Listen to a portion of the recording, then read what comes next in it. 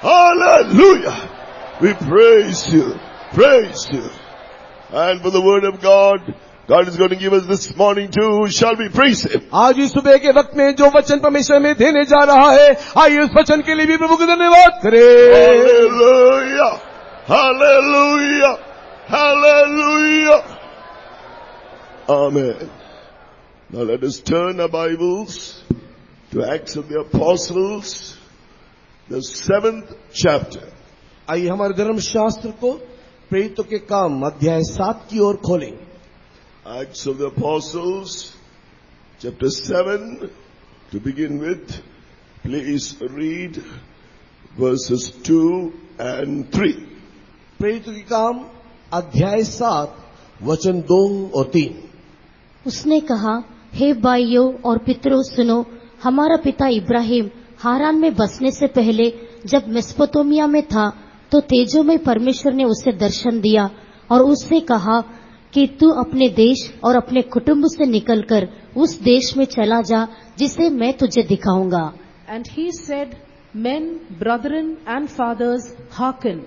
The God of glory appeared unto our father Abraham when he was in Mesopotamia, before he dwelt in Charan, and said unto him, Get thee out of thy country and from thy kindred, and come into the land which I shall show thee.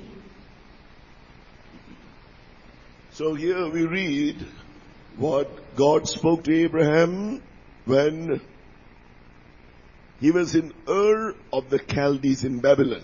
और बाबिलोन में कसदियों के मध्य में रहने के मध्य परमेश्वर ने किस रीति से अब्राहम से जो कहा, इस बात को हमने इस वचनों में पढ़ करके देखा. It says here, the God of glory appeared to Abraham. और यहाँ हम देखते हैं तेजोमय परमेश्वर ने अब्राहम को दर्शन दिया. When you read, this is what Stephen was speaking before the people. और ये जो वचन हमने पढ़ करके देखा, स्तीफानोस लोगों को यह बात बता रहा है. We turn to that portion in Genesis chapter 12. और इस भाग को उत्पत्ति की किताब में देखने के समय में, उत्पत्ति की किताब अध्याय 12 में हम इस बात को देखने पाते हैं. In verse 1 we read, it says, Now the Lord had said unto Abraham, Get thee out of thy country and from thy kindred and from thy father's house unto a land that I will show thee.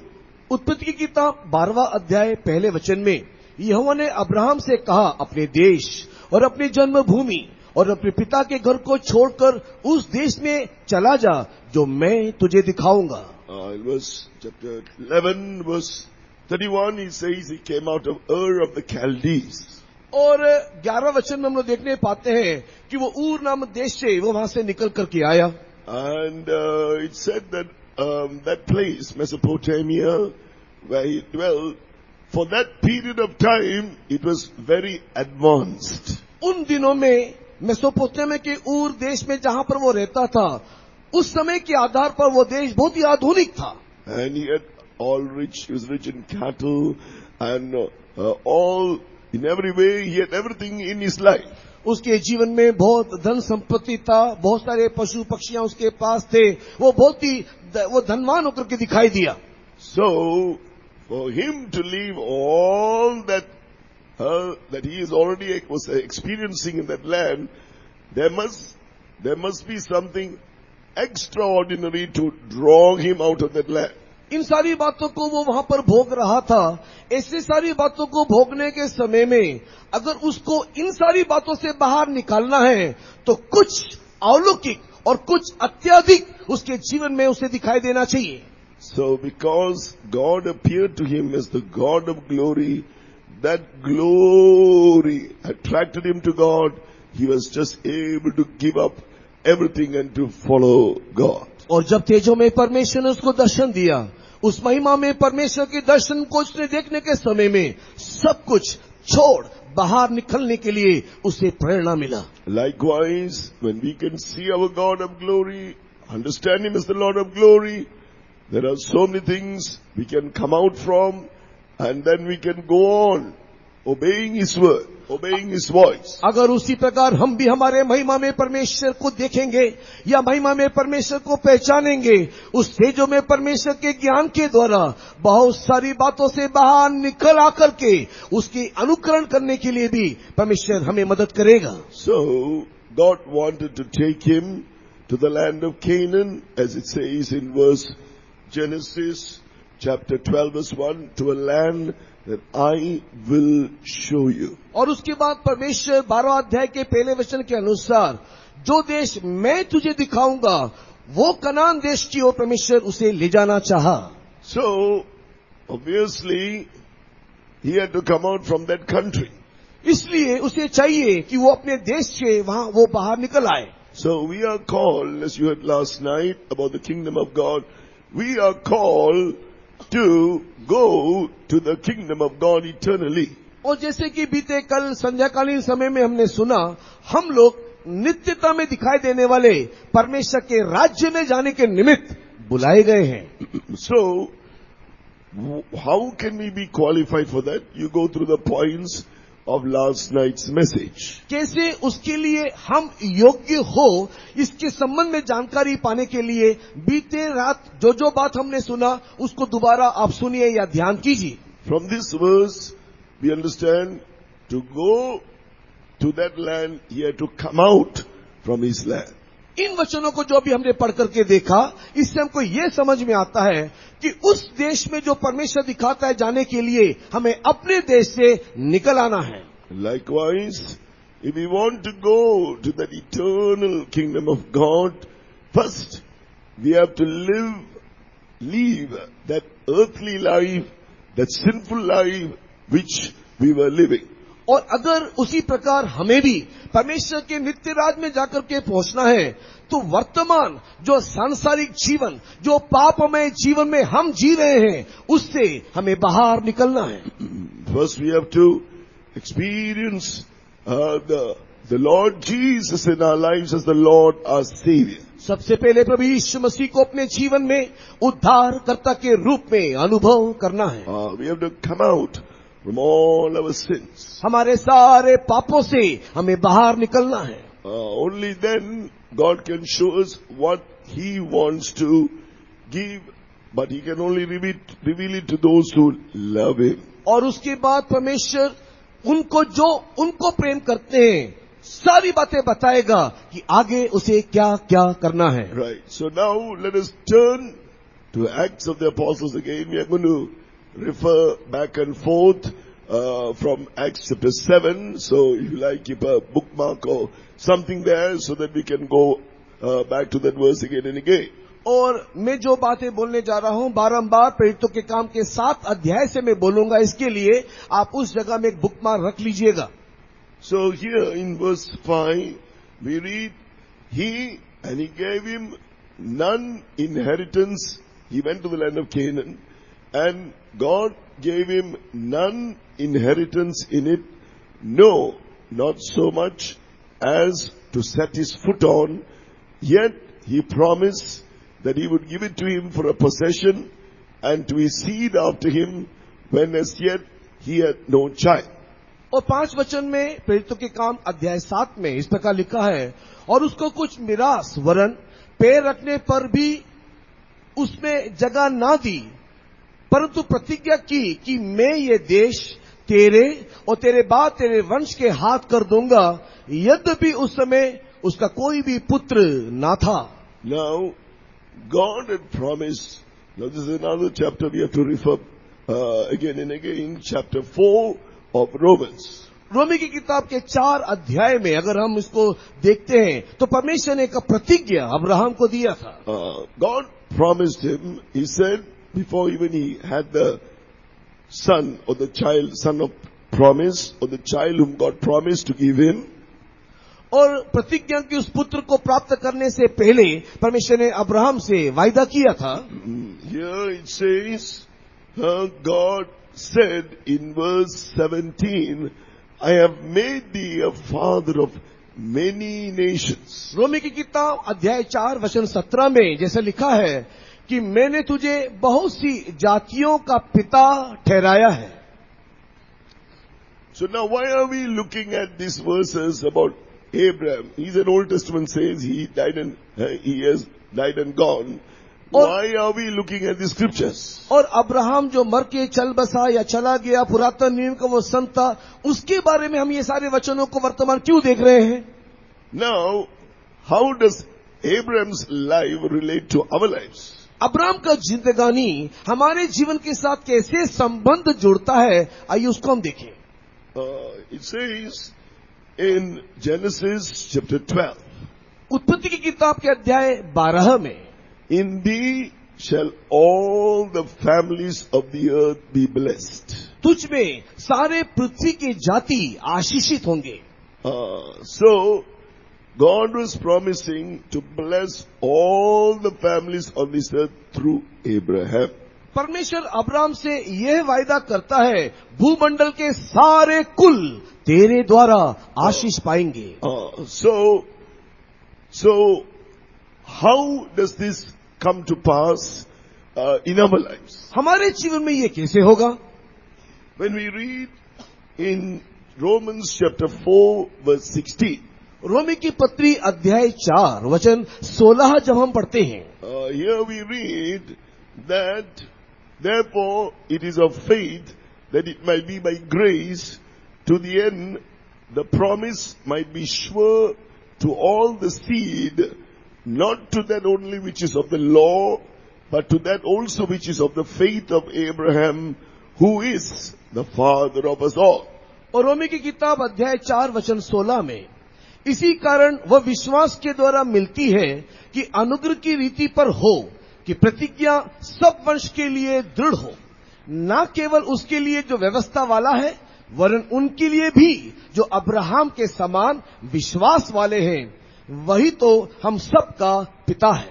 Now, this promise is saying is to all, that to all the seed, not only to that which is of the law, but to that also which is of the faith of Abraham. और यहां पर वचन में लिखा हुआ है कि ये प्रतिज्ञा न केवल व्यवस्था वालों के लिए या व्यवस्था वालों उस वंश के लिए, किंतु विश्वास के द्वारा विश्वास करने वालों के लिए भी, सब के लिए भी ये वायदा है।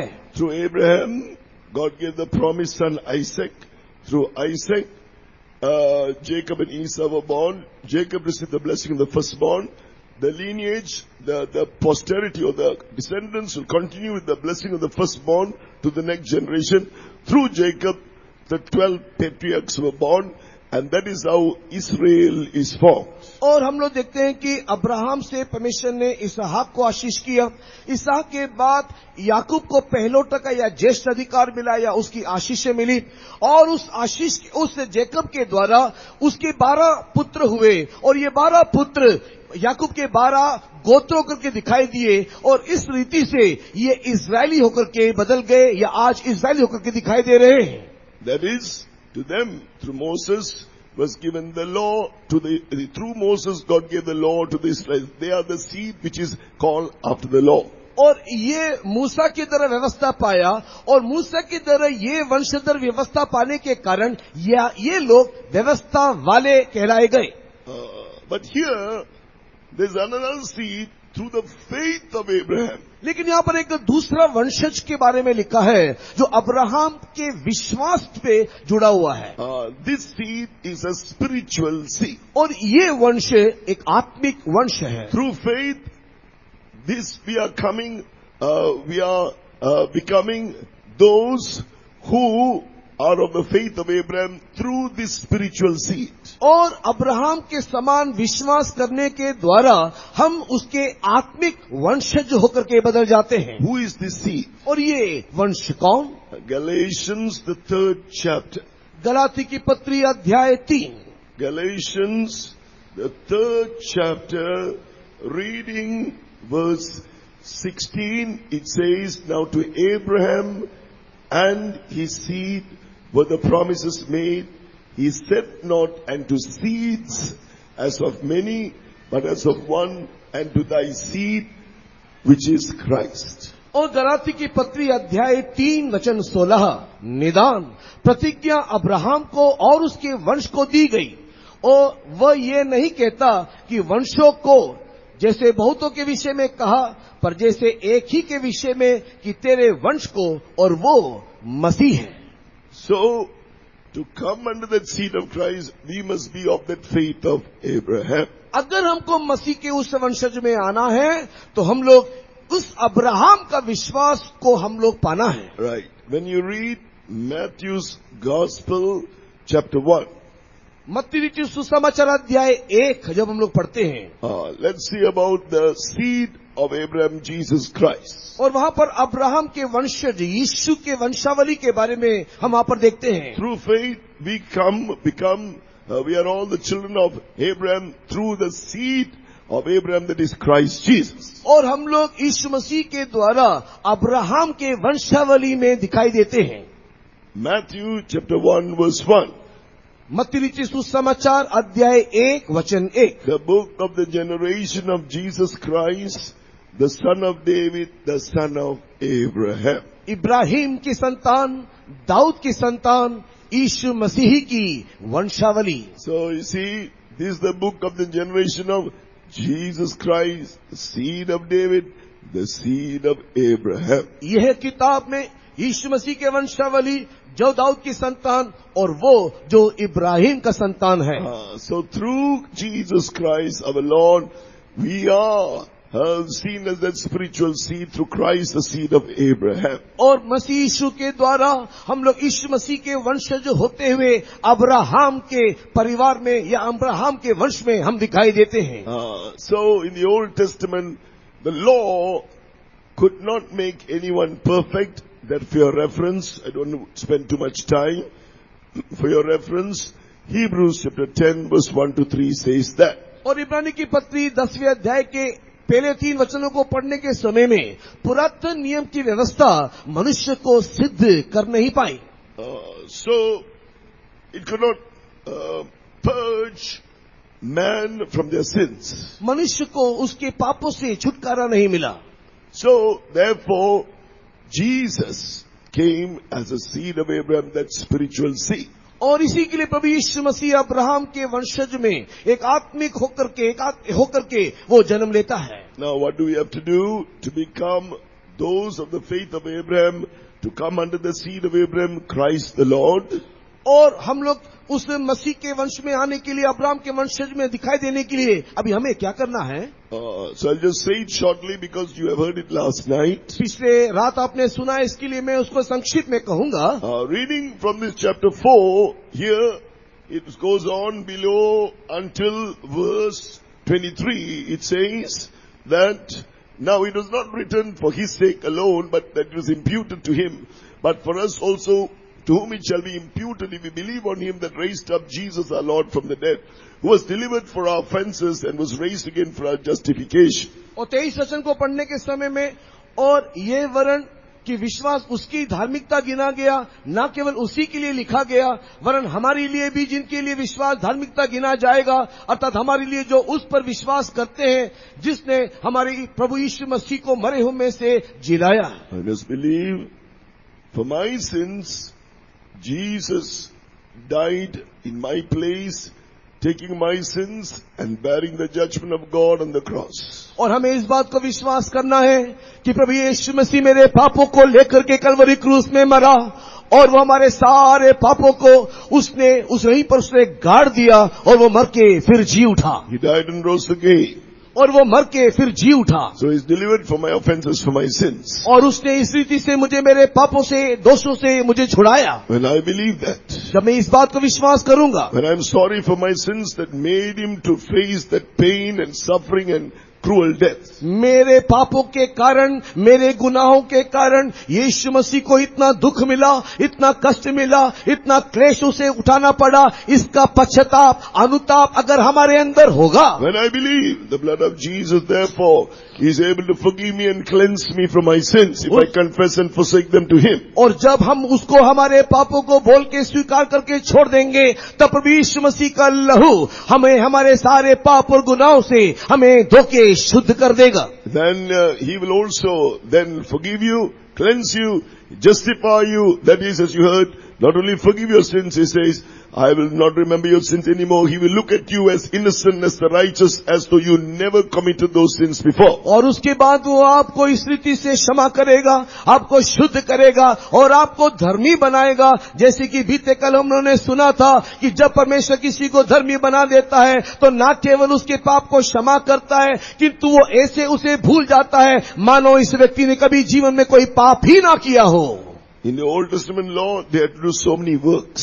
पुरातन नियम में देखने से इस प्रकार की धार्मिकता को पाने के लिए कई क्रियाओं को उन्हें करना पड़ता था। As you read just now in Romans chapter 6, 4 verse 16, it is of grace, no more of works. You have not done anything, I have not done anything. Jesus has done it on the cross. Just believe and repent and confess your sins, it's done.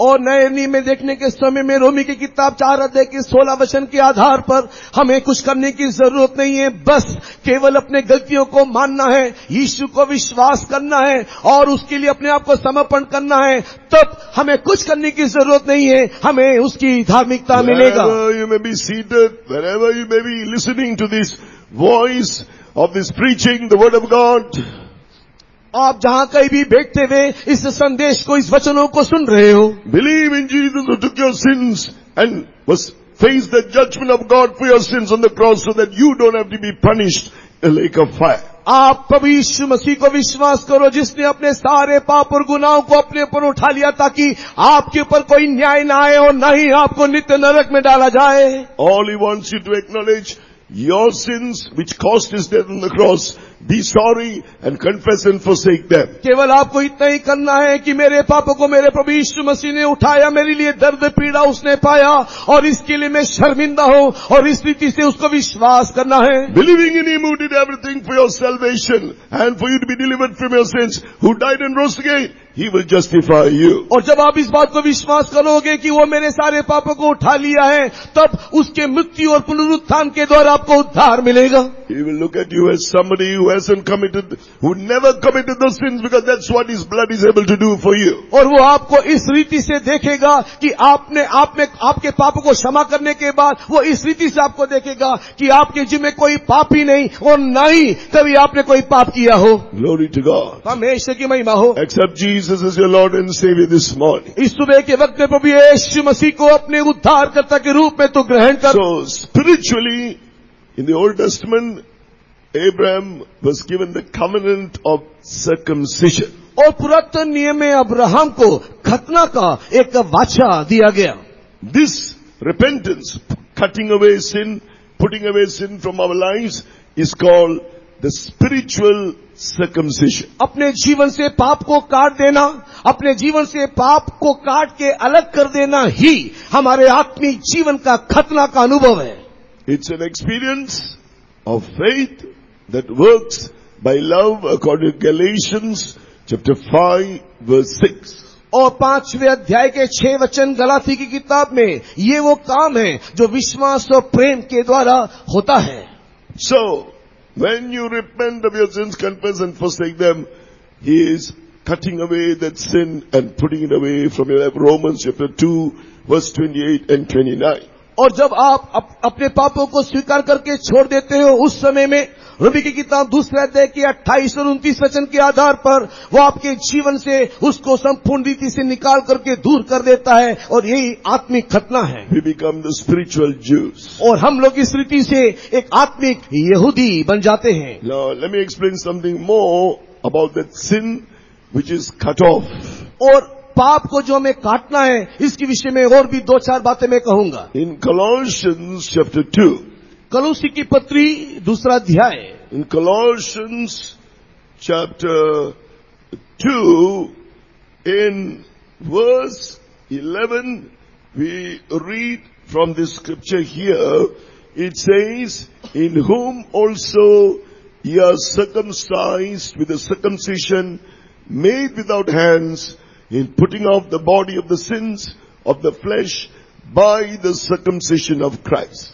और कोलोसी की किताब अध्याय 2 वचन 11, उसी में तुम्हारा ऐसा खतना हुआ है जो हाथ से नहीं होता, अर्थात मसीह का खतना जिससे शारीरिक देह उतार दी जाती है। So, what is this experience that putting off the body of the sins of the flesh, circumcision of Christ, this is what is called the experience of repentance and confession of sins. मसीह का खतना शारीरिक देह को उतार देना, इसका अर्थ क्या है? ये मन परिवर्तन करना या पश्चाताप करते हुए पापों से तौबा करना या उससे हट जाना. So, first of all, there must be a conviction, a pain, a conviction that we have committed these particular sins. God must convict us of our sins. सबसे पहला इस अनुभव को प्राप्त करने के लिए हमारे अंदर एक पीड़ा, एक दर्द, एक दोषानुभूति होना चाहिए कि मैंने जीवन में इस प्रकार के पाप या गलती किया है. That's what in Acts chapter 2 verse 37 says they were convicted, pricked, as though they are pricked in their hearts. और इसी कारण से प्रेरितों के काम अध्याय 2 वचन 37 में लिखा है कि जब उनको अपनी गलती का एहसास हुआ तब उनका हृदय छिद गया करके लिखा है. Who can bring this conviction? कौन ये दोषानुभूति के अनुभव को लाएगा? It says putting away sins by the circumcision of Christ. He is able to bring this conviction. और वो ही हमारे जीवन में इस दोषानुभूति को लेकर के आता है. So what happens is, without our knowledge, when we commit sins, we are creating a body of the sins of the flesh.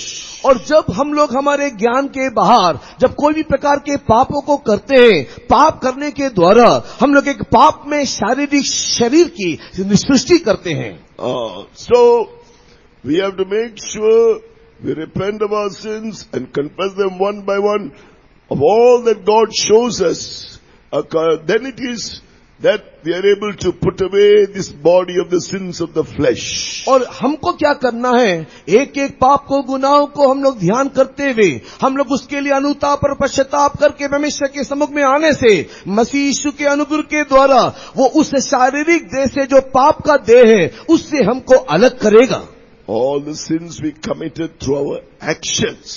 सारे वो पाप जो हमारे क्रियाओं में हमने किया है. Now how am I going to find it out, you may ask? और मैं कैसे उसको देखूं, कैसे उसको ढूंढूं, आप पूछ सकते हो. According to Jeremiah chapter 17.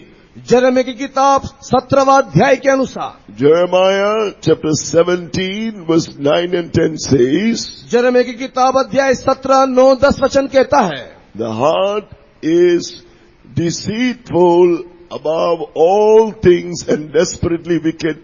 Who can know it? Verse 9. 9 वचन में लिखा है, मन तो सब वस्तुओं से अधिक धोखा देने वाला होता है, उसमें एक असाध्य रोग लगा है, उसका भेद कौन समझ सकता है? Who can know it? Nobody knows his own heart. कोई भी अपने दिल की अवस्था, अपने हृदय की अवस्था को समझ नहीं सकता. कौन उसे समझ सकता है? Then the next verse gives the answer. अगला वचन उत्तर दे रहा है. Verse 10. I, the Lord, search the heart. और 10 वचन, मैं यहोवा मन की खोजता हूं.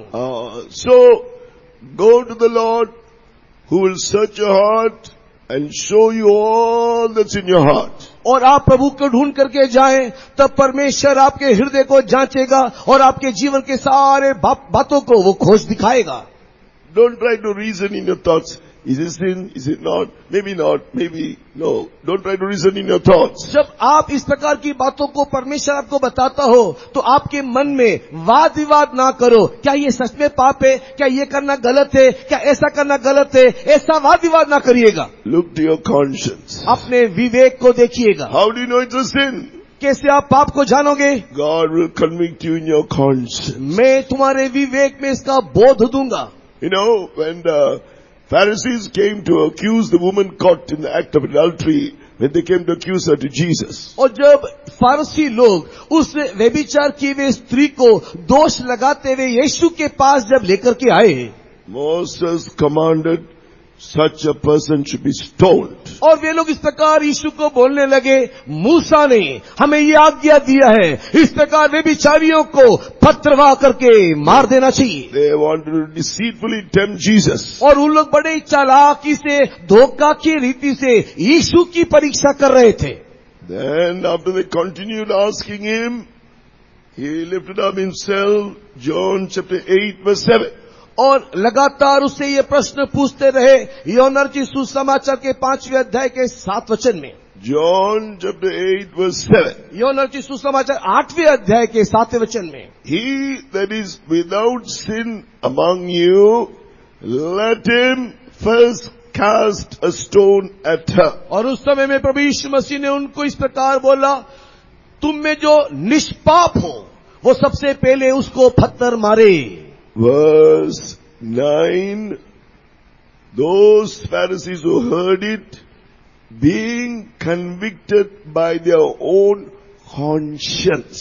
और 9 वचन में पढ़ने के समय में ये फरीसी जो वहां पर खड़े थे अपने ही विवेक में बाधा पा रहे और वहां से वो लोग चले गए। At least they were sincere. कम से कम उन लोग सच्चे तो हैं। If they just consulted their minds, they would have killed that lady. They would have stoned her. अगर उन लोग अपने मन के साथ वाद विवाद करते हुए वहां पर खड़े होते तो पत्थर लेकर के उस स्त्री को मार बैठते। So to some extent they were sincere. They consult. They looked at their own conscience. Their conscience convicted them. They were sinners. एक रीति से देखा जाए तो ये फारसी लोग जो फतरवा करने को आए थे, दिल से वे लोग सच्चे थे, क्योंकि जब उनके हृदय में उनका दोष पता चला तो उन लोग इस बात को मान लिए। They all left without casting the stone at her. बिना फतरवा किए वे सब वहां उसे छोड़ के चले गए। Children of God, this is how. First of all, when we come to Jesus, we must repent of all our past sins. उसी प्रकार परमेश्वर के प्रिय लोगों, सर्वप्रथम यीशु के पास आने के समय में हम लोग हमारे सारे गलतियों और पापों को अनुभव करना चाहिए। So Romans chapter 6 verse 6 says it in a different way. रोमी की पत्री अध्याय 6 वचन 6 एक अलग ही रीति से हमें ये बताता है। Body of the sins of the flesh. और हमारे शारीरिक पाप के इस शरीर को, The old man is crucified with him, that the body of sin might be destroyed, that henceforth we should not serve sin. और हमारा पुराना मनुष्य जो मसीह के साथ क्रूस पर चढ़ाया गया कि हम पाप के शरीर में और आगे पाप के दासत्व में ना रहे। When is the old man crucified with him? When we repent, confess and forsake our sins. और हमारा पुराना मनुष्य तो जो हमको छोड़ के चला गया, ये तब होता है जब हमारे अंदर दोषानुभूति होता है और उसको स्वीकार करके पश्चाताप करके छोड़ के हम जब आगे बढ़ते हैं। So what is this body of sin? और ये पाप का देह क्या है? Now, this is an invisible body we are created when we committed sins in the past. जब हम लोग पुरातन दिनों में पाप किए, एक अदृश्य शरीर को जो पाप का शरीर है हमने सृष्टि किया। For all our evil imaginations and thoughts, we created the head of that body of sin. हमारे सारे बुरे विचारों और कल्पनाओं के द्वारा हमने उस पाप के शरीर के सिर को बनाया। For all the wrong things, we used our eyes for committing sin before God. We created the eyes of the body of sin. और जब हमने हमारे आंखों के द्वारा सारी बुरी दृष्टि से परमेश्वर के आज्ञा के विरोध में जब हमने पाप किया, इस रीति से पाप की देह में हमने एक आंख की सृष्टि किया। For all the wrong things, we gave our ears for sinning before God. We created the ears of that body of sin. जब हमारे कानों को हम लोग के परमेश्वर के विरुद्ध में पाप करने के लिए जब हमने खड़ा किया या इस्तेमाल किया, इस रीति से हमने उस पाप की देह में एक कान सृष्टि किए। All the wrong things we used our mouth for, we created that mouth of that body of sin. और जब हमने हमारे मुंह को सारे गलत बातों के लिए इस्तेमाल किया, इस रीति से उस पाप की देह में हमने एक मुंह सृष्टि किया। For all the wrong things we used our hands and our feet for, etc., we created those members of that body of sin. और जिस प्रकार हमने हमारे हाथों से, पांव से, शरीर के अलग अलग अंगों से जिस रीति से हमने पाप किया, उस ही रीति से हमने पाप की देह में अलग अलग अंग प्रत्यंगों को जोड़ दिया। It must be first put out. सबसे पहले इसे बाहर निकाल देना चाहिए। A true repentance and confession. और एक सच्चे अनुताप के साथ, पश्चाताप के साथ। That is why this body then has to be buried in the waters of baptism. इसी के लिए चाहिए कि इस शरीर, इस पाप में शरीर को पानी के बपतिस्मा के माध्यम से उसको हम गाड़ दें, समाधि दें। There it is destroyed. और वहां पर वो संपूर्ण रीति से नाश हो जाता है। But those who have not repented of their sins, the body of sin will trouble them, And even sometimes some children of God even backslide in their spiritual lives. लेकिन जितने लोग अपने इस पाप में देह को नहीं मारते हैं, अपने पाप से अनुताप नहीं करते, ये पाप में शरीर उनको परेशान करता रहता है, उनको क्लेश देता रहता है, और कई बार तो इस हद तक और ये पाप का शरीर उन्हें सताता रहता है कि वे लोग पीछे हट जाते हैं. You want further counsel? Go and see the senior sons of God, sisters. See the senior sons of God, brothers. Go and see the senior sons of God. They will counsel you further if you have a doubt about this. अगर आपको इस पाप में देह से छुटकारा पाने के संबंधित किसी भी प्रकार का संदेह है तो बहन लोग वरिष्ठ बहनों के पास जाकर के जो सेवक है, और उसी प्रकार भाई लोग एक वरिष्ठ जो सेवक लोग हैं उसके पास जाकर के परामर्श ले ले. Faith, through the faith in Christ, you must believe what the truth says, as you heard last night, not what you think is right. आप जो सोचते हैं वो सही नहीं, किंतु परमेश्वर क्या सही बोलता है उसको वचन के माध्यम से सत्य को हम लोग जानना जरूरी है. So this is the truth. If you want to, Romans 6:6, knowing this, that our old man is crucified with him, that the body of sin might be destroyed. So what? What happens next? That henceforth we should not serve sin. Victorious life. और रोमी की किताब 6 अध्याय के 6 वचन में लिखा हुआ है, क्योंकि हम जानते कि हमारा पुराना मनुष्य तो उसके साथ क्रूस पर चढ़ाया गया, और जब वो क्रूस पर चढ़ाया गया ताकि हम पाप के शरीर व्यर्थ हो जाए, ताकि हम पाप के दासत्व ना रहे, और यही है जय जीवन. Then, if you want to receive all the blessings to the faith of Abraham through Christ, the seed of Abraham, another important step is obedience in the truth of water baptism. अगर आपको Abraham के सारे आशीषों को पाना है जो मसीह यीशु के द्वारा हम लोग को प्राप्त होता है, तो उस आशीषों को प्राप्त करने के लिए विश्वास करते हुए हमें पानी के बपतिस्मा की अनुभूति में जाना है. We read in the curse came upon man, Galatians 3 verse 13 and 14. Galati की किताब 3 अध्याय के 13 और 14 वचन, मनुष्य जाति के ऊपर देखो एक श्राप अभिशाप आया. Curse. When did the curse come?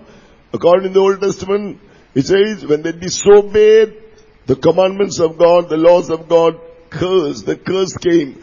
That's what we read in the Old Testament. पुरातन नियम में हम देखते हैं कि जब एक व्यक्ति व्यवस्था का उल्लंघन करता है, उल्लंघन करने वाली व्यवस्था के कारण ही मनुष्य जीवन में श्राप अभिशाप आता है. There is no more curse for us now who have repented of our sins on the cross of Calvary. Galatians 3 verse 13, Jesus has redeemed us from the curse of the law. और प्रभु यीशु मसीह कलवरी क्रूस में हमारे लिए अपने आप को बलिदान करने के द्वारा, व्यवस्था के द्वारा मिलने वाले सारे श्राप से अभिशाप से उसने हमें श्राप मुक्त किया. इस कारण अभी हम जितनों ने पाप को स्वीकार किया है, हमारे जीवन में कोई श्राप नहीं.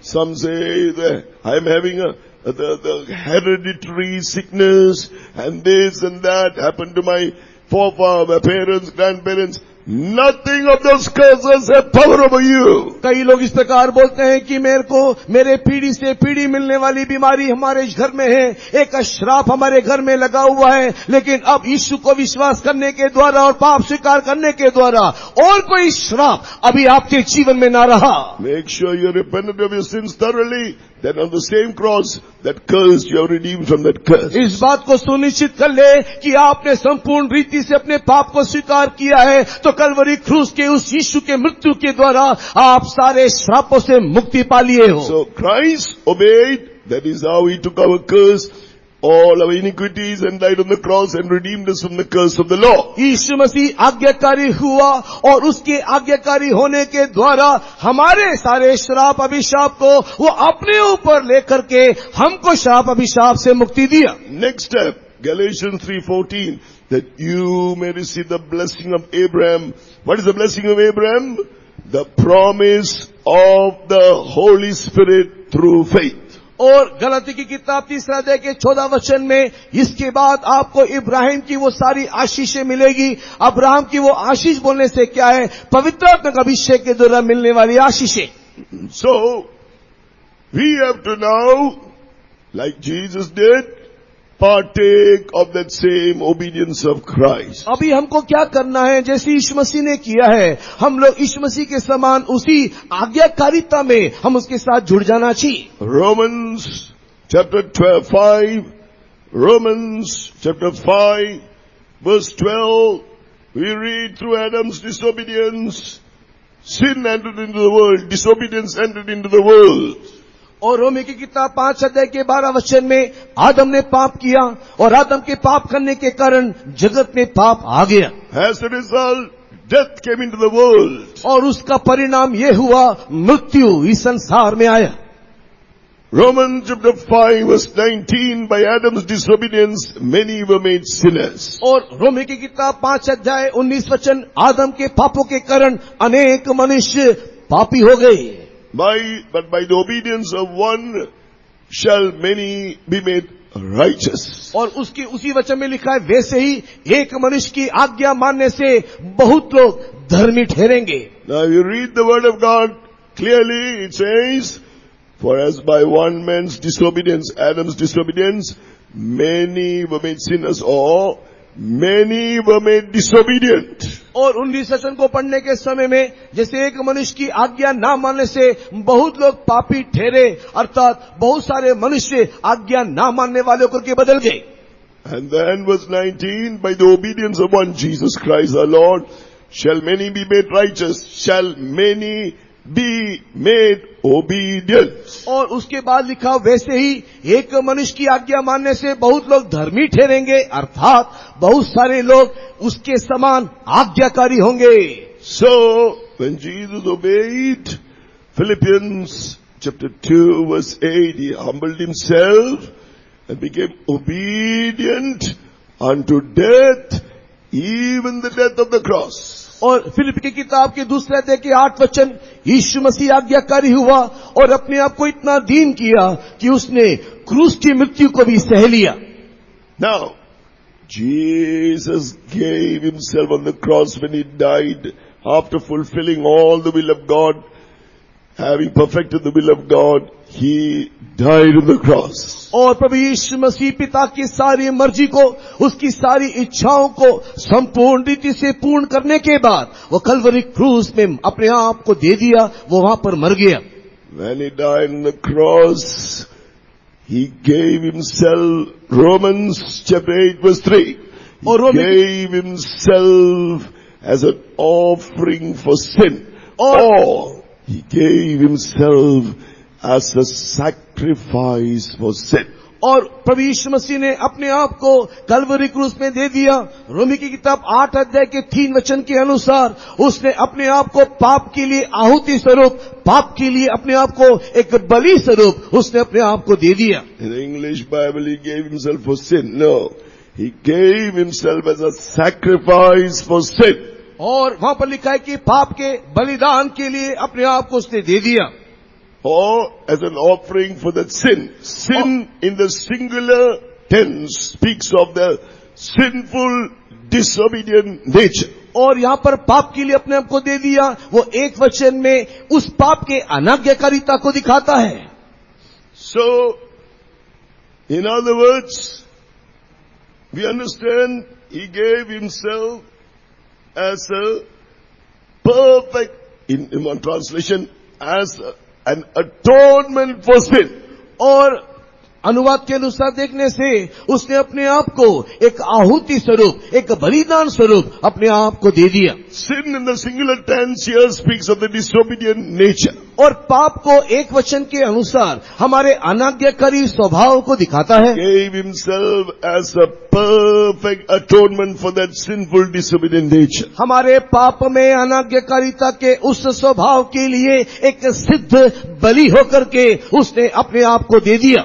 To atone means to cancel.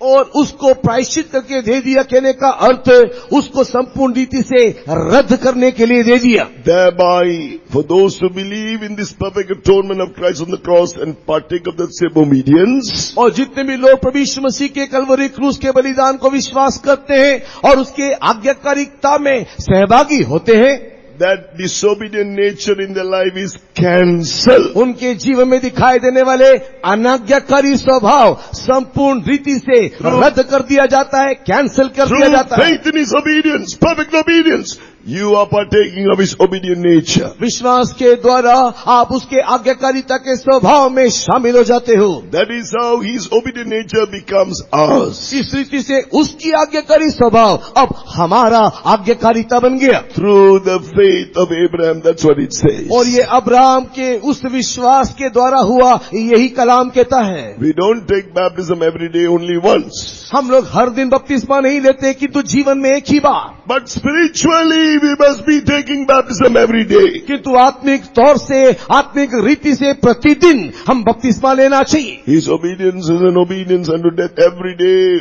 we must believe, I am dead with Jesus to that old disobedient nature. हम लोग हर एक दिन बपतिस्मा लेने का अर्थ ये है कि मैं परमेश्वर में मेरे पुरातन अनाज्ञाकारिता के स्वभाव के लिए अब मैं संपूर्ण मर गया हूँ। Why? क्यों? I'll explain to you why. मैं आपको विवरण करके दूंगा क्यों।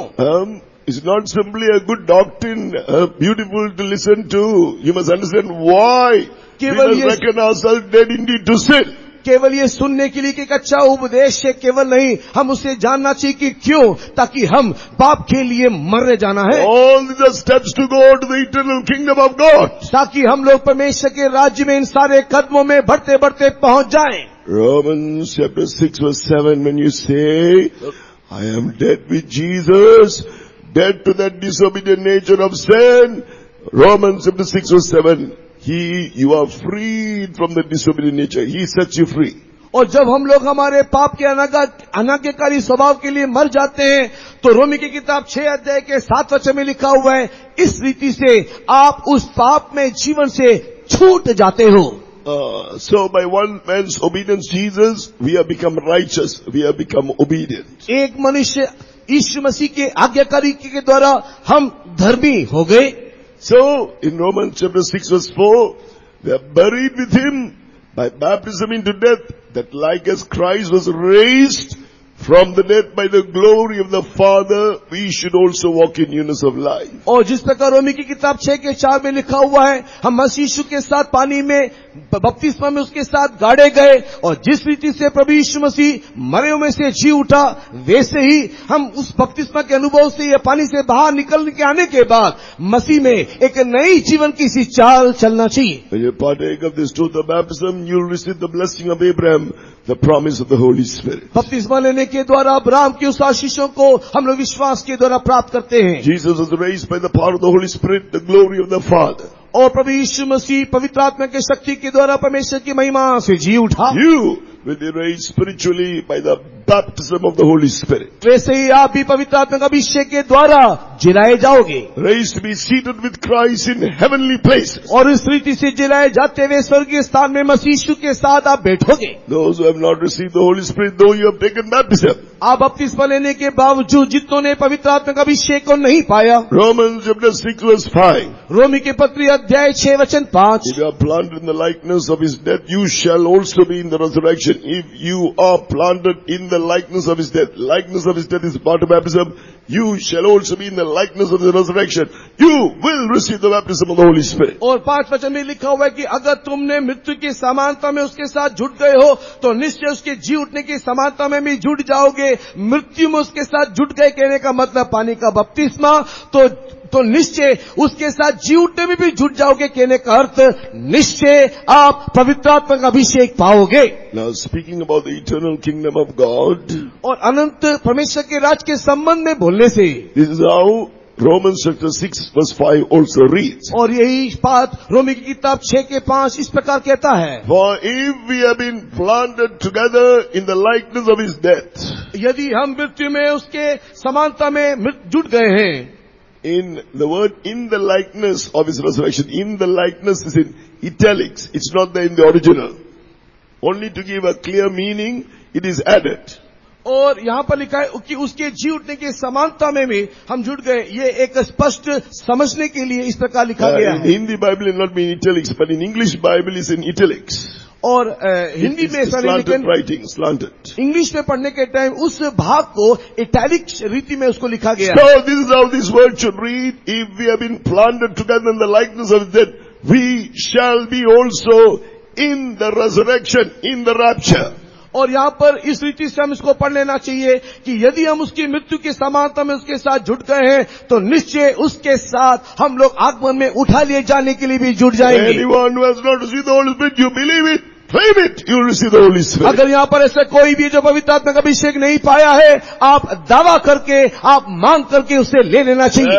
Everywhere I was going, people are just getting the Holy Spirit, everywhere. हर एक जगह में जो मांग रहे हैं सबको परमेश्वर अभिषेक दे रहा है। So many years they are not received, all were receiving. जो भी अभिषेक नहीं पाए सब लोग अभिषेक पाना चाहिए। Today, at the end of this meeting, you are going to be baptized if you have not received the Holy Spirit. अगर आप पवित्र आत्मा का अभिषेक नहीं पाए तो आज भी इस सभा के अंत में आपको परमेश्वर अभिषेक से भरेगा। This is through faith. और ये केवल विश्वास से ही होगा। This is the faith. और यही विश्वास है। Glory to God. भविष्य की महिमा हो। So we can then walk in newness of life. और उसके बाद हमें जीवन की सी नई चाल चलना है। We can do His will. हम उसकी मर्जी करना है। So this is how Hebrews chapter 10 verse 5 to 7 says, Jesus is preparing our bodies to do the will of God, just as He said, a body thou hast prepared me, lo, I come to do thy will. और यीशु मसीह ने अपने शरीर को पिता की मर्जी करने के लिए अपने आप को सौंप दिया। इसी कारण से प्रभु यीशु मसीह इस प्रकार कहता है, तूने मेरे लिए एक देह प्रस्तुत किया, देख मैं तेरी इच्छा करने को चलाता हूँ। I told you, I will explain to you why we must understand about this truth of baptism, that we are dead indeed to sin and must confess it. और क्यों हम लोग इस पानी के बपतिस्मा की सच्चाई को कि मृत्यु के लिए हम लोग मर गए और स्वीकार करना है, हमें ये जानना है। The old man here, according to Romans chapter 8 verse 3, Jesus became an atonement for sin, a perfect atonement for sin by His perfect obedience, that He may condemn sin और in our flesh. और रोमी की किताब 8वें अध्याय के 30 वचन के अनुसार हमारे पाप में जीवन को दोषी ठहराने के लिए प्रभु यीशु मसीह हमको पाप से छुटकारा देने के निमित्त, देखो यीशु मसीह ने अपने आप को पाप का बलिदान करके समर्पण कर दिया। So here it says in verse 3 that He might condemn sin in the flesh. Sin in the singular tense is that sinful, disobedient nature. और यहाँ पर लिखा हुआ है, शरीर में पाप पर दंड की आज्ञा दी, अर्थात पाप एक वचन में उस अनाज्ञाकारी के स्वभाव को दिखाता है। Now this is what the saints have taught. Understand, this is called the doctrine of water baptism. और यही संतों ने में सिखाया है और इसी उपदेश को बपतिस्मा की उपदेश कहते हैं। The old man is that old man with that disobedient nature. हमारा पुराना मनुष्य जो अनाज्ञाकारी स्वभाव वाला मनुष्य था, It is also called a sin or sinful disobedient nature. और ये पाप या पाप में एक अनाज्ञाकारी स्वभाव। Nobody needs to teach any child to sin, because a child is born by birth with a disobedient nature inherited from Adam. Psalms 51 verse 5. और किसी भी बच्चे को पाप सिखाने की जरूरत नहीं है, क्योंकि आदम के द्वारा ही उसके जीवन में ये पाप दिखाई देता है और उसी पाप में वो बढ़ते हुए दिखाई देता है। भजन संहिता 51 के 5 वचन में जैसा लिखा है, The old man will teach every person, every man and woman how to sin from their childhood onwards. अपने बचपन से ही, छुटपन से ही ये पुराना मनुष्यत्व जो मनुष्य में है उसको कैसे पाप करना है वो सिखाता रहता है। Only in baptism it is dealt with. वो केवल बपतिस्मा ही में ही हम उसको मार देते हैं। But to what extent when you say, I am dead indeed to sin, और आप किस हद तक ये कह सकते हैं कि मैं पाप के लिए अपने मर चुका हूँ, I am dead to that sinful disobedient nature, dead to that old man, मैं पुराने मनुष्यत्व के लिए, पाप में जीवन के लिए मर चुका हूँ, then it is Romans 8 verse 3, Jesus locks him up in your flesh. और Romans 8 verse 3, He condemns sin in the flesh. और He Yeshu Masih locks him up in your flesh. और उस समय में रोमी की किताब 8 अध्याय के 3 वचन में प्रभु यीशु मसीह शरीर में पाप को दंड की आज्ञा देता है। This is what the saints have taught. और यही संत ने हमें सिखाया है। The old man disobedient nature now, when you obey the truth of baptism, is like a prisoner who has judged, sentenced to death, and locked up in the prison. और वर्तमान पुराना मनुष्य जो पाप में जीवन बिताता था, वो परमेश्वर मसीह के कलवरी क्रूस के मृत्यु के द्वारा वर्तमान उसको दंड की आज्ञा दिया गया और उसे पाप की दंड की आज्ञा देकर के उसको वहां पर बांध करके रख दिया है. Because of the disobedient nature in Eve, she saw that food is good, lust of the eyes. She saw it was pleasant to the eyes, good for food. She took it and ate it, lust of the flesh. One desire to make man wise, pride of life. और जब उस हव्वा ने उस निषेध फल की ओर देखा, उस समय में उसको देखने के टाइम में मन भाव देखा, वो बुद्धि के योग्य है और वह स्वादिष्ट है. इस रीति से आंखों की अभिलाषा, शरीर की अभिलाषा, जीविका के रूपी घमंड में वो संपूर्ण रीति से पाप में हो गई. Whether it be in your thoughts, whether you are going somewhere and suddenly there's something the devil is trying to tempt you with, in your thoughts, in your eyes. So you just have to say, I am dead indeed unto sin. आप इधर उधर जाने आने के समय में शैतान आपके जीव में कई रीति से परीक्षा लाते हुए आपकी आंखों के सामने कई प्रकार की बातों के द्वारा पाप के प्रति आकर्षित करने के समय में आप इस रीति से उसको बोल देना चाहिए कि मैं पाप के लिए मर चुका हूं. Old man is saying, look, think of this, think. I am dead indeed unto sin. पुरातन मनुष्य जो आपके अंदर है वो आपको इस प्रकार कहेगा, वहां देखो, लेकिन उस पाप की ओर देखने के समय में आप उसको इस प्रकार बोलना चाहिए कि मैं पाप के लिए मर चुका हूं. You may have liked those things before, to listen to it. Temptation is coming. I am dead indeed unto sin. और उसी प्रकार कान के द्वारा भी बुरी बातों को सुनने के लिए, पाप को सुनने के लिए जब वो हमारी ओर आकर्षित करेगा तो पुरातन मनुष्य को हम ये बोल देना चाहिए कि मैं इस बातों को सुनने के लिए, पाप के लिए मैं मर चुका हूं. Immediately God will lock that old man in your flesh. और इस रीति से उस पुरातन मनुष्य को परमेश्वर आपके शरीर में बंद कर देगा, ताला लगा देगा. Like a prisoner judged, sentenced to death, condemned to die. And when will he die? और जिस प्रकार एक कैदी को उसको मृत्यु की सजा दी गई और उसको बांध करके रखा जाता है, वो कब ये मरेगा? You go on, Romans chapter 6 verse 13. Go on offering your members as those who are dead to sin, alive unto God. Alive from the dead means dead to sin, alive unto God, and your members as instruments of righteousness unto God. और जब आप लोग अपने अंगों को पाप के लिए मारा हुआ जान करके परमेश्वर के हाथों में सौंप दोगे और अपने अंगों को परमेश्वर की धार्मिकता के हथियार के लिए दे दोगे, According to Romans 6 verse 19, ye the members as servants to righteousness, to obey God's word, servants to righteousness unto holiness. और आप अभी वर्तमान परमेश्वर के अपने अंगों को 6 verse 19, पवित्रता के लिए, last portion. और Servants to righteousness unto holiness. 6 अध्याय के 19 वचन के आखिरी भागों में वहां पर लिखा है, वैसे ही आप अपने अंगों को पवित्रता के लिए धर्म के दास करके सौंप दोगे. So when you lay the sacrifice on the altar, what will come? Fire will come down. जब आप अपने आप को इस रीति से वेदी के ऊपर रख दोगे तो क्या होगा? आग उस वेदी के ऊपर उतरेगा. Oh, when you surrender like this, the fire of God, power of God will come upon you. आप अपने आप को इस रीति से सौंप देने के समय में परमेश्वर का शक्ति, परमेश्वर का सामर्थ आपके ऊपर उतरेगा. Romans chapter 12 verse 1, present yourselves as a living, your bodies as a living sacrifice. रोमी की किताब 12 अध्याय का पहला वचन, अपने अपने शरीर को परमेश्वर के बलिदान के स्वरूप तुम अपने आप को सौंप दे. What will happen to this old man finally? आखिर में इस पुराने मनुष्यत्व का क्या होगा? When the anointing comes, Romans chapter 6 verse 14, sin, the disobedient nature will not have dominion over you. और रोमी की किताब 6 अध्याय के 14 वचन, ये पाप आपके ऊपर और प्रभुता करने ना पाएगा जब पवित्र आत्मा का अभिषेक आपके ऊपर उतरेगा. You are not under that law, you are under the dominion. Sin will not have dominion over you. You are under the dominion of His grace when the anointing comes upon you. जब परमेश्वर का पवित्र आत्मा का अभिषेक आपके ऊपर आएगा उस समय में वो पाप आपके ऊपर प्रभुता ना करेगा, किंतु परमेश्वर का अनुग्रह आपके ऊपर प्रभुता करेगा. Romans chapter 8 verse 2.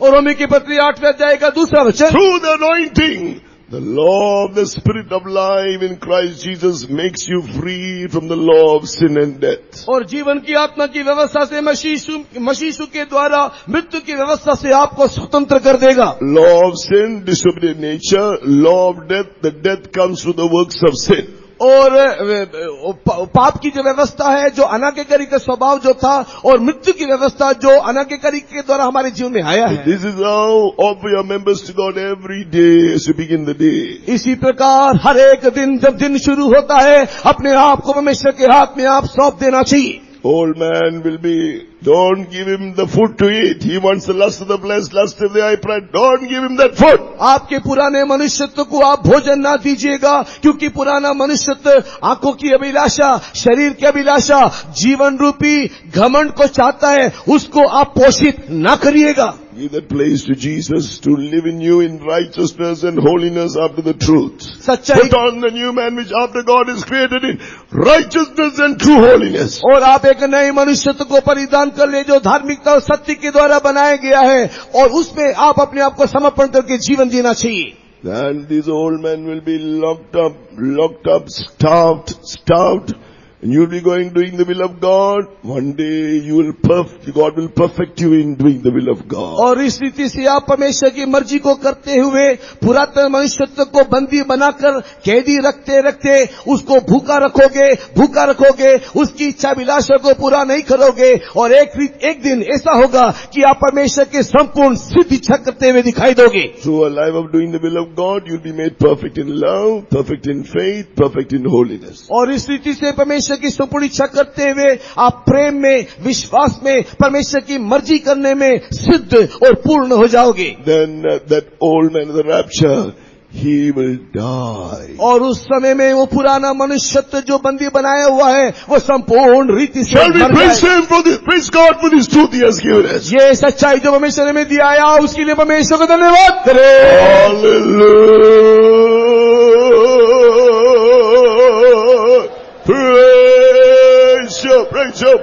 Praise you, Lord. So, by the baptism of the Holy Spirit, Romans, 1 Corinthians chapter 12, verse 13, we are baptized in the body of Christ. और पहला कुरिन्थी 12 अध्याय के अनुसार जब पवित्र आत्मा का अभिषेक हम लोग प्राप्त करते हैं, हम लोग मसीह यीशु के साथ जो गाड़े गए हैं, We are made members of the body of Christ. 1 Corinthians chapter 12, 1 Corinthians chapter 12 verse 13, by one Spirit you are all baptized into one body. और पहला कुरिन्थी 12 अध्याय के 13 वचन, एक ही आत्मा के द्वारा एक शरीर होने के लिए हमको अभिषेक दिया गया. So Christ is the head. Christ is the head. और बाकी जो जिसका शिरोमणि है. Colossians chapter 1 verse 18 says, we are the church and he is the head of the body.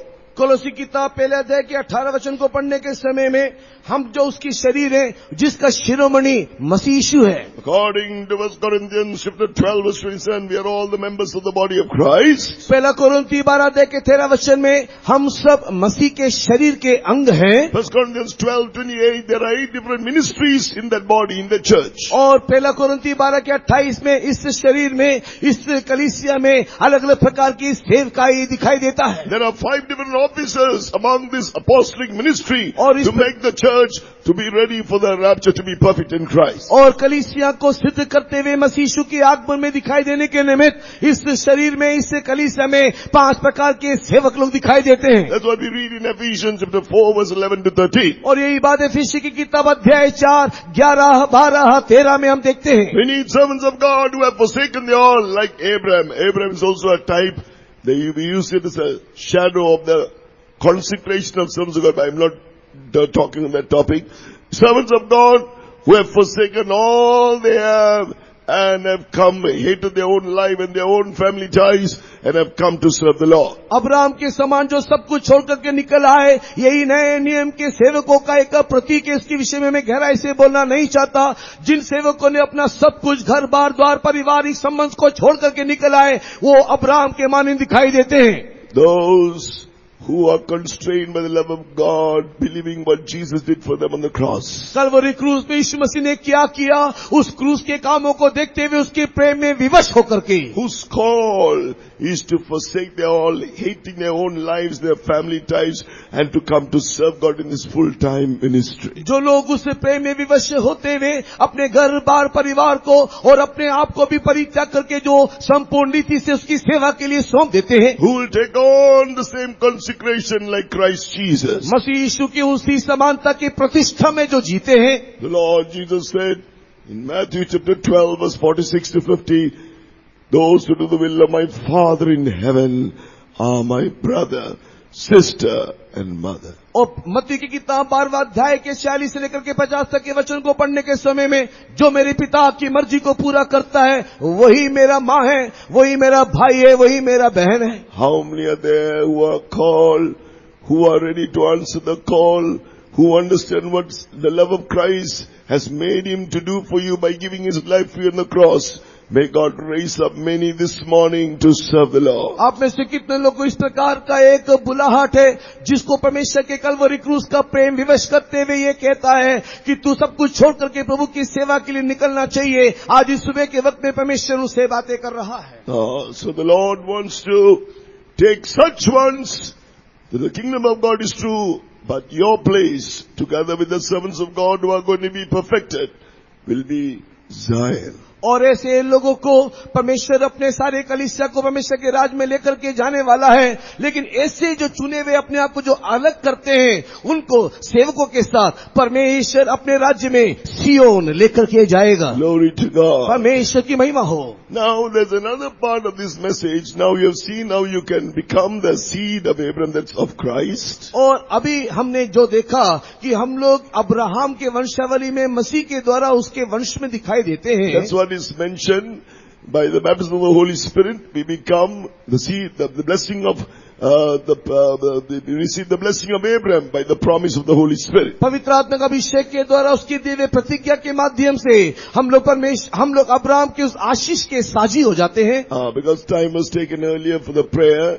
now I don't have time to continue this message, but we become the seed that is called the stars in heavenly places, according to Genesis chapter 22 verse 17. Genesis chapter 22 verse 17. उत्पत्ति की किताब के 22 अध्याय के 17 वचन के अनुसार हम लोग अब्राहम के वो वंश होकर के बदल जाते हैं जो आकाश में तारागणों के समान दिखाई देता है. His seed will possess the gates of his enemies. और वो वंश जो है शत्रु के फाटकों के ऊपर प्रभुता करेंगे. Genesis 22 verse 17, sand on the seashore speaks of the Israelites, the literal seed that is after the law. और 22 अध्याय के 17 वचन में समुद्र के बालू के समान उनके वंशधर होंगे, ये इस्राएलियों के संबंध में कहा गया है. Amen. So therefore, let us come to that place where we may grow in Christ, we may grow to a life where we can live a victorious life over all things, the world, the flesh and the devil, and finally inherit, live a life according to the righteousness of God, do all the will of God, and finally inherit that eternal Canaan. इसके लिए आओ हम लोग इस प्रकार के जीवन के लिए अपने आप को समर्पण करें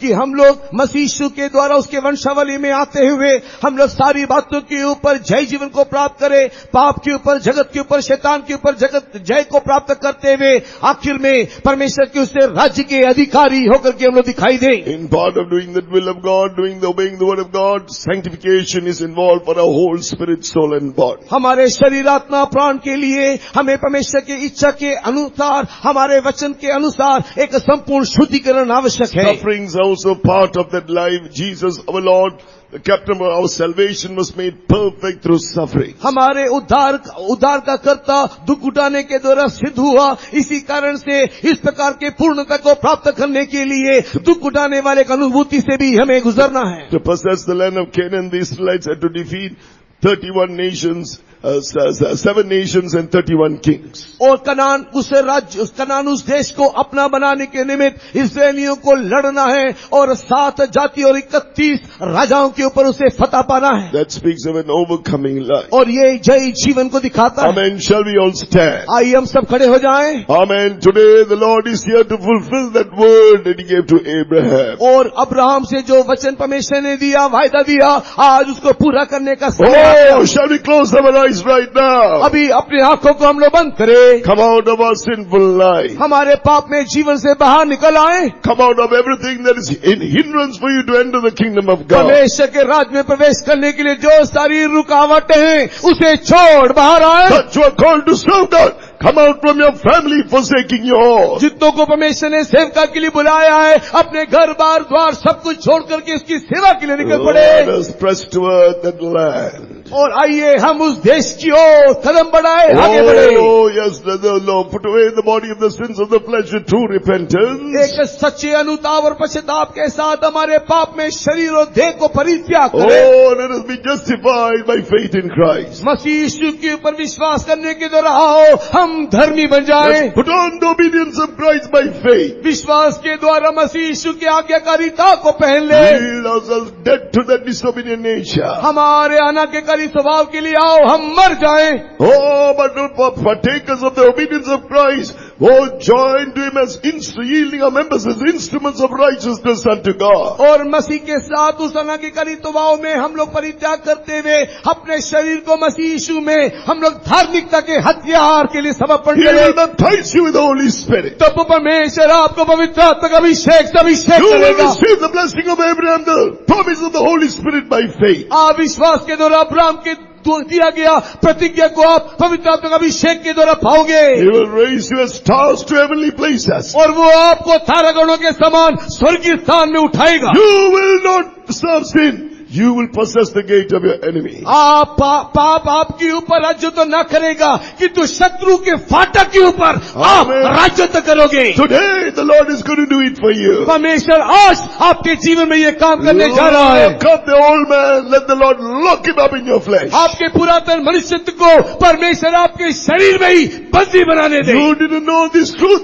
Today you repent and you say, I am dead indeed to sin. अभी तक इस सच्चाई को नहीं जानते तो आज ही आप मन परिवर्तन करते हुए पाप के लिए अपने आप को मार दीजिए। That old man cannot work in your flesh anymore. तब आपके शरीर में पुराना मनुष्यत्व I am और dead to काम नहीं sin. करेगा। I am dead to sin. मैं पाप के लिए मर गया। That disobedient, sinful disobedient nature. अनाज्ञाकारी पापमय स्वभाव के लिए Like a prisoner, judge, sentenced and locked up, he will lock him up in your flesh. एक न्यायाधीश के समान आप उस पाप को Amen. एक आज्ञा दंड की आज्ञा दे करके Then say- अपने शरीर में बंदी बना दो। Then say, I yield my members as servants to righteousness. और परमेश्वर की धार्मिकता के हथियार होने के लिए अपने शरीर को सौंप दो। As servants to righteousness and to holiness. और परमेश्वर की धार्मिकता के लिए पवित्रता के निमित्त अपने आप को दे दो। Fire of God will come on you. अभी परमेश्वर की अग्नि You आपके ऊपर उठेगा। will live a victorious life. आप एक जय जीवन जीने पाओगे। Young people,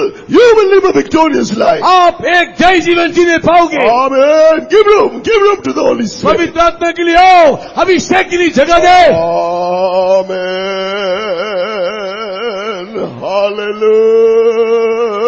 Hallelujah.